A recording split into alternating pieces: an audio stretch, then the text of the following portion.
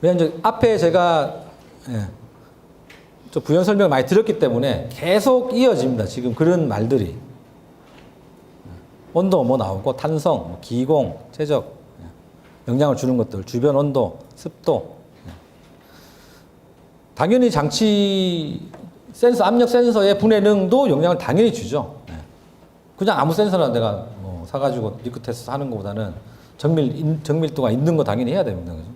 그 다음에 내가 센서라고 하는 거는 내가 압력 센서를 사면은 아까 말씀드린 압력을 읽는 거죠. 근데 리크 테스트는 제품의 변화까지 같이 읽기 때문에 실제로 리크에 의해서 변하는 압력을 내가 알아야 되는 거죠. 그거를 이루어 주는 걸 캘리브레이션이라고 해요. 근데 여기 아직 캘리브레이션 하면은 뭔가 이렇게 굉장히 고급스럽고 실험실에서 행해지고 센서 자체만 교정하는 큰 교정기 들고 와서 그런 캘리브레이션이 아니고 여기는 내가 지금 측정기가 있고 제품이 있고 뭐 라인과 지그들이 있겠죠.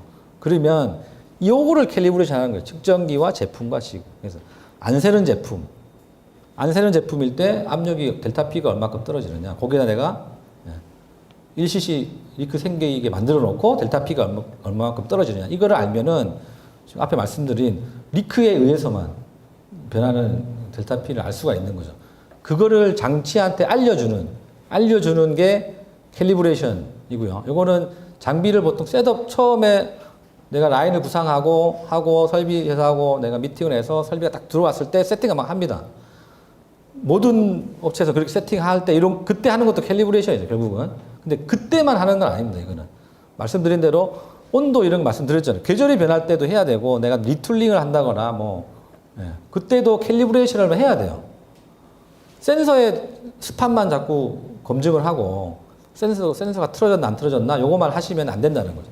실제로 리크에서 델타 P가 얼마큼 발생되느냐 내 시스템 전체 디텍터만 아니고 센서만 하는 것도 아니고 디텍터만 하는 것도 아니고 내가 중간에 툴링과 제품 그래서 양품 마스터, 분량 마스터를 가지고 해야 됩니다. 아까 뭐 변화를 주는 요인들 크게 그죠? 크게 온도, 최적 맞아요. 근데 온도를 변화시키는 뭐 이런 근원들 아까 주변 온도 뭐 여름에 선풍기 막 틀고 왔다 갔다 합니다. 선풍기 하역장 이렇게 하역장 바로 옆에 이렇게 막 리크 테스트 갖다 놓고 하시면 안 된다는 거예요. 투입되는 제품 간의 온도 아까처럼 뭐 세척 고압 세척하고 난데 바로 해가지고 막 만지면 뜨거울 정도인데 바로 테스트를 한다거나 어떤 놈은 그러면은 내가 작업을 만약에 온도가 떨어지는 게 일정하다라고 하면 테스트가 돼요. 안 되는 건 아닙니다. 되는데 분명히 이럴 수 있죠. 그러면은 인터벌에 따라 가지고 1분 만에 들어오는 놈 있고 점심 먹고 난 뒤에 쌓여 있는 거 테스트 당연히 틀린 거죠. 온도가 틀리니까. 시작하는 온도가 틀리면 리크 테스트 틀려집니다. 그런 것들. 이런 것들 체크를 하셔야 된다는 거죠.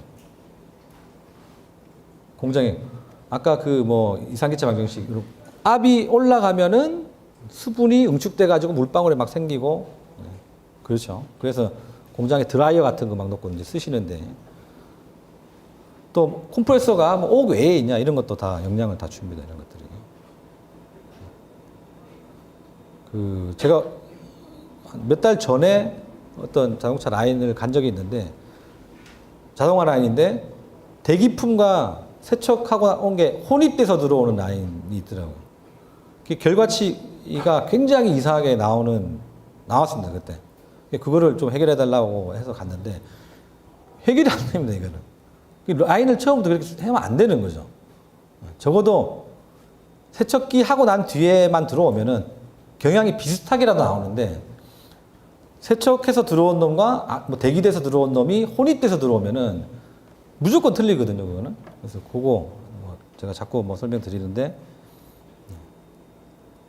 이런 것들이 처음 라인을 꾸미실 때 사실은 다 잡혀야 되는 공급이어도 마찬가지죠. 아까 말씀드린 대로. 리저브에 담아놓고 쓰느냐, 뭐 바로 들어오느냐, 고압에서 파이프 들어와서 레귤레이터 달아놓고 그러면 압축되어 있는 공기가 압이 높은 놈이 레귤레이터는 감압이잖아요. 압이 이렇게 압력이 떨어지면 담아놓고 있는 것보다 바로 나오는 걸 쓰면은 그죠? 압력이 순간적으로 떨어지겠죠. 온도가. 그래서 공기가 찬 거죠. 대부분 제품에 공기가 투입될 때 찬 공기가 이제 들어갑니다. 레귤레이터라고 하는 게 감압 레귤레이터이기 때문에 기본적으로. 안 그럴 수도 있어요. 뭐. 왜? 압을 자꾸 하면 열이 발생되기 때문에 공기가 뜨거워지는데 뜨거워진 공기가 압이 떨어지면서 온도가 떨어지기 때문에. 그래서 상온에서 내가 대기해 있던 제품에다가 공기를 집어넣으면은 우리가 온도 치환, 온도가 제품하고 막 하면서 온도가 이제 낮아요. 20도씨에 되어 있는 제품에 10도씨의 공기가 들어가면 온도가 뭐 17도로 된다거나. 그래서 나중에 반복 테스트 하면은 또 안 되고 이런 것들도 이유가 이제 그겁니다. 온도 출발점이 틀리기 때문에. 요게 제가 이제 그 실제로 저희 본사 쪽 주위 환경이 많기 때문에 요거는 랩실에서 이제 제품을 이게 그렇게 생각하시면 돼요. 자, 세척기에서 바로 나와서 온도가 높은 상태.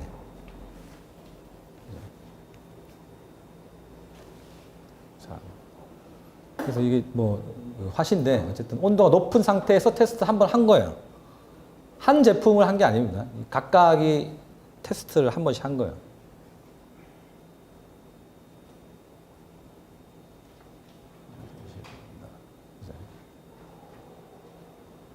요거는 이제 압력 손실값을 측정하는 거죠.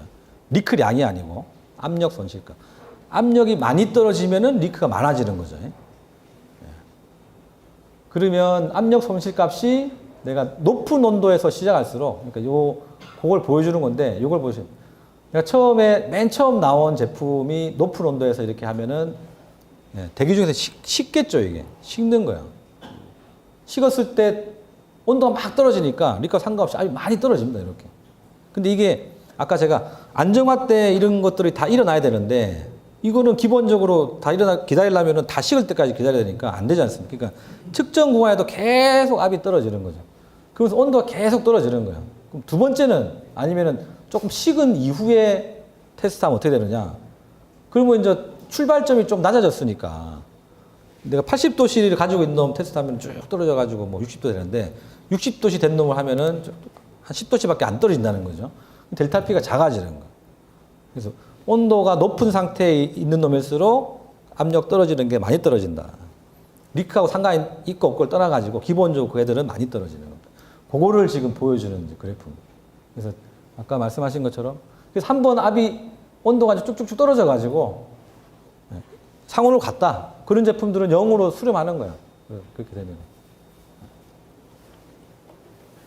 그래서 이게 처음에 온도를 가지고 있는 테스트하고 해가지고 계속 그 테스트 할수록 압도 계속 떨어지는 거죠. 온도 지환 때문에.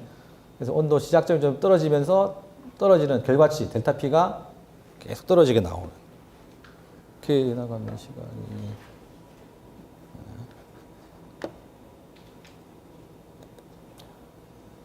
리크 테스트를 지금 하고 있고요. 테스트 압력을 30 정도 지금 넣고, 압력 변화를 지금 쭉 하고 있습니다. 이게 제품이고, 0.04의 압력이 떨어졌어요. 지금 테스트 하니까. 두 번째는 테스트 하다가 사람이 손으로 제품을 잡을 겁니다. 그러면 이제 사람의 손의 온도 때문에 압이 아까 0.04 떨어졌는데 압이 떨어지다가 올라가 버리는 거죠. 그러니까 델타 P가 작아지는 거예요. 압이 쭉 떨어지다가 잡는 순간 올라가기 때문에 0.001이 나온 거죠. 그래서 온도가 올라가면은 압력을 올리는 현상이 생깁니다. 결과적으로 델타 P가 줄어드는 거죠. 불량 제품이 양품이 될 수가 있는 거죠. 반대는 반대가 될 수 있습니다.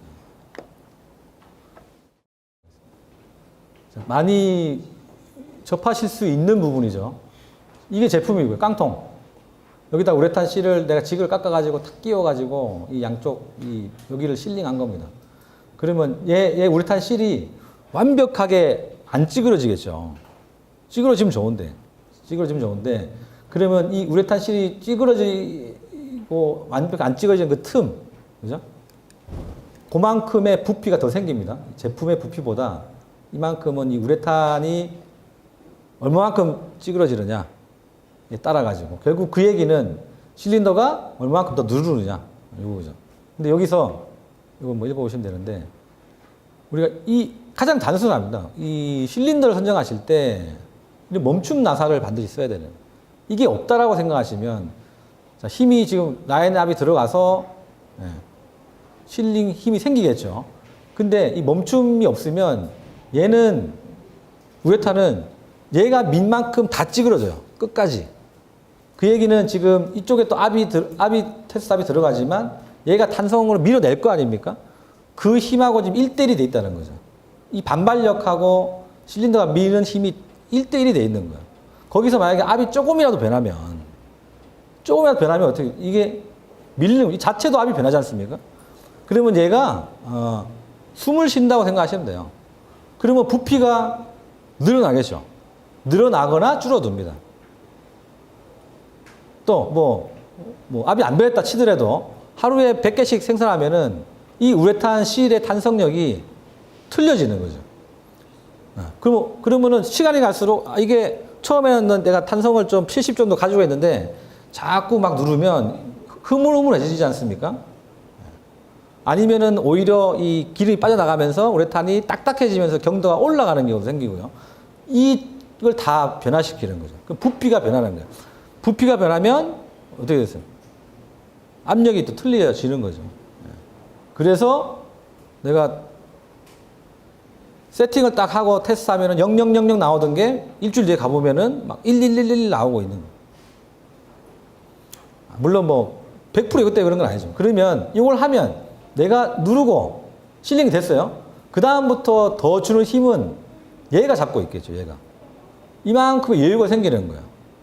요거를 저희가 포지티브 멈춤 힘이라고 그냥 표현을 했어요.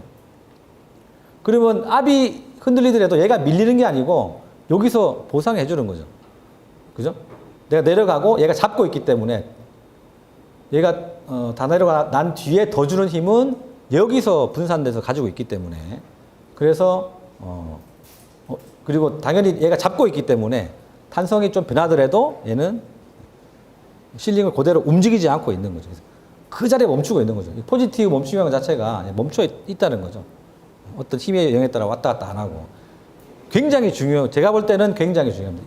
실의 디자인을 어떻게 할 것이냐. 처음부터 이 갭이 완벽하게 되게끔 가끔은 뭐 지구에 달아가지고 꼭 요 실린더에 안 달고 딴 쪽에 달 수도 있고 그래서 내가 내려와서 가만 멈춰 있는 그런 형태가 좋은데 아니면 뭐 그런 거 보실 수가 있을 거예요. 이 구멍을 쏙 들어가서 실링하는 그런 방식.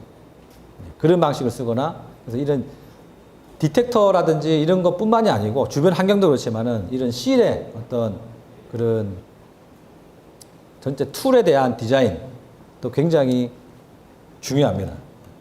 많이 놓치고 있는 부분들. 실을 그냥 우레탄 실. 왜냐하면 제품 사이즈가 막 바뀌니까 우레탄 실을 막 넓적한 걸 막 쓰고 이제 이렇게. 특히나 이렇게 저희가 뭐 오픈되어 있는 포트의 이 직경이 클수록 실이라든지 실링을 설계하실 때 굉장한 주의가 필요합니다. 그래서 설비회사한테만 이 회사가 리크 테스트의 경험이 얼마나 많냐. 자동화는 잘하죠. 자동화 업체는 솔직히 엄청 많습니다. 모든 자동화 업체가 리크 테스트를 만들어요. 왜냐하면 저희 같은 분하고 해가지고. 그래도 실에 대한 어떤 나름대로 노하우가 가지고 있는 대하고 그냥 자동화를 잘하시는 분들하고는 좀 틀립니다. 그래서 물론 무조건 뭐 리크 전문 회사한테 장비를 만들어야 된다. 그건 아닌데 그래도 어느 정도 그런 어떤 이해도가 있으면 이 협의를 하실 때 실 어떻게 할 거냐. 아까 뭐 포지티브 멈춤, 스톱 멈춤 이런 거 쓸 거냐. 실 넓적한 거 막 이런 거 그냥 쓰지 말고 당연히 이제 오링 같은 게 좋은 거죠. 오링은 수축되는 양이 작기 때문에 설비업체 입장에서는 싫어하죠. 이제 그게. 대충 해도 실링 되는, 조금 밀려도 실링이 되는데 오링은 조금만 움직여도 새거든요. 그러니까 까다로운 거죠. 그런 것들을 얼마만큼 까다로운 걸 극복하고 실을 정확하게 이런 것들을 생각해서 만들었냐. 이게 나중에 라인의 어떤 뭐 반복성. 결국은 내가 이런 것들이 시간하고 연관이 되고요. 장비를 1연식 할 걸 2연식을 한다거나 뭐 다 그렇게 됩니다. 그래서 이제 그 시스템을 구성하실 때 당연히 원터치라고 하고 투터치 이렇게 이런 걸 쓰면 안 좋습니다. 공급 라인을 써도 됩니다. 공급 라인은 테스트 라인은 투터치, 패럴 타입, 싱글 패럴 뭐 안에 패럴에 찌그러들으면서 한 번 찌그러들면은 다시 못 써요. 이거는 패럴을 바꾸든가 해야 됩니다. 원칙적으로는. 그래서 당연히 이걸 선호를 많이 하는데 요거를 테스트 라인에 썼다. 처음에는 쓸 수 있죠. 뭐 조건이 막 바뀌고 라인도 잘라야 되고 할 수 있으니까. 근데 최종적으로는 투타치 써야 된다.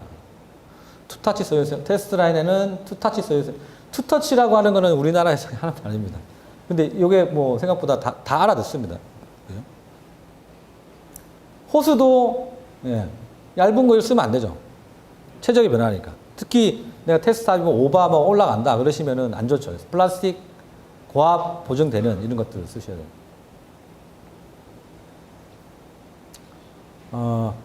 이거 지금은 뭐 그런 치구들에 대해서 제가 좀 설명을 드렸고요. 그 다음에 제품 자체로 좀 들어갑니다. 제품 자체. 그 다음에 볼륨. 그래서 제품 자체가 기공이 공기를 흡수합니다. 이게 최적하고 관련이 되어 있고 델타 P하고 관련이 됩니다. 그래서 알루미늄 다이캐스팅 함침하지 않은 제품 굉장히 힘듭니다. 이게. 플라스틱 제품 최적이 수축하는 것도 힘듭니다. 근데 최적이 숨 쉬는 건 눈에 보이니까 저희가 얘기를 해요. 아, 숨 쉬지 않습니까? 이해를 합니다. 근데 그냥 이건 다이캐스팅 제품인데 값이 막 틀려요. 온도도 제어했는데 왜 이러지? 뭐 이게 아까 멈춤 나서 잘못됐나? 뭐 힘이 뭐 올라가나? 반발력? 근데 이게 안에 기공 때문에 그런 경우가 있어요. 눈에 안 보입니다. 이런 것들이. 흡수한다는 거죠, 공기를. 그 보니까 다이캐스팅 하시는 분들은 함침하면 리크 테스트 안 하고 함침을 안 하기 위해서 리크 테스트 하시는데 그렇게 되면은 기공이 A 제품 기공하고 두 번째 제품 기공 수가 같을 수가 없지 않습니까? 그러니까 이게 뭐 마이너스로 가기도 하고 막 그렇습니다. 이것들이. 그래서 또 기본적으로 연질의 제품, 연질의 제품은 숨을 막 쉬니까 당연히 이런 시간들을 내가 길게 하면은 그런 것들을 좀 잡을 수가 있어요. 그래서 체적이 작은데요. 근데 연질이다. 그러시면은 자, 큰 배터리를 만드시는데 공기 넣으면은 막 부풀죠 이게. 이렇게 안 부풀게 해주는 것도 굉장히 중요합니다. 그 혈액백 같은 거, 그건 그런 식으로 테스트 실제로 많이 하고요. 그런 것들이 돼야 된다. 그 다음에 기본적으로 이렇게. 그 다음에 투입 시간도 뭐 내가 테스트 시간이 긴데 테스트 시간보다 투입되는 시간이 더 짧다. 이런 경우도 안 좋습니다. 장비 세팅치 보면 이런 게 이제 돼 있는데요. 지금 보여드릴 거는 딱딱한 제품 가지고 리크 테스트를 지금 저희가 하고 있습니다. 요거는 저희 그 매스플로우 장비입니다. 그래서 공기가 계속 투입이 돼요. 요거는 압력이 실제로 그래서 앞 변화는 없고 유량 변화는 생기는. 첫 번째는 딱딱한 거. 지금 가압을 하고 안정화가 없죠. 이거는 매스플로우 장비이기 때문에 그렇습니다. 바로 지금 시실이 있죠. 여기 압력이 지금 1.59 정도 됐습니다. 그 다음에 결과치가 뭐 5. 그래서 1.59, 5.1. 최적은 똑같아요. 플라스틱. 이게 뭐 눈은 잘 안 보이지만 팽창하겠죠. 압이 들어가면서.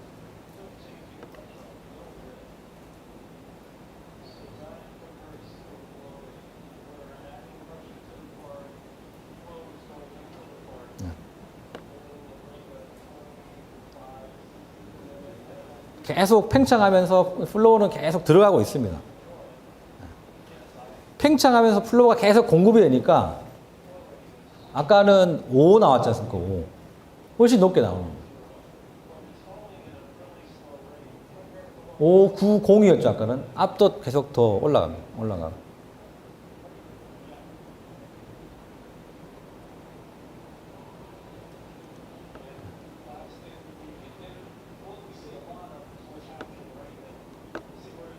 아니 엄청 많이 나왔네요. 하여튼 그 한 2배 정도 결과치 나올 겁니다. 여기 보시면 아까 딱딱한 솔리드한 제품, 금속 제품은 5cc 나왔고요. 지금 플로우가 안정이 됐는데 거의 안정이 돼 있죠. 10 정도 플로우가 지금 발생을 하고 있거든요. 이 시간 동안. 물론 시간이 지나면 안 세면은 더 안정화되는데 우리가 이 상태로 테스트 할 거란 말이에요. 그럼 10cc는 제로야. 근데 이런 것들이 많이 변할 수는 있습니다.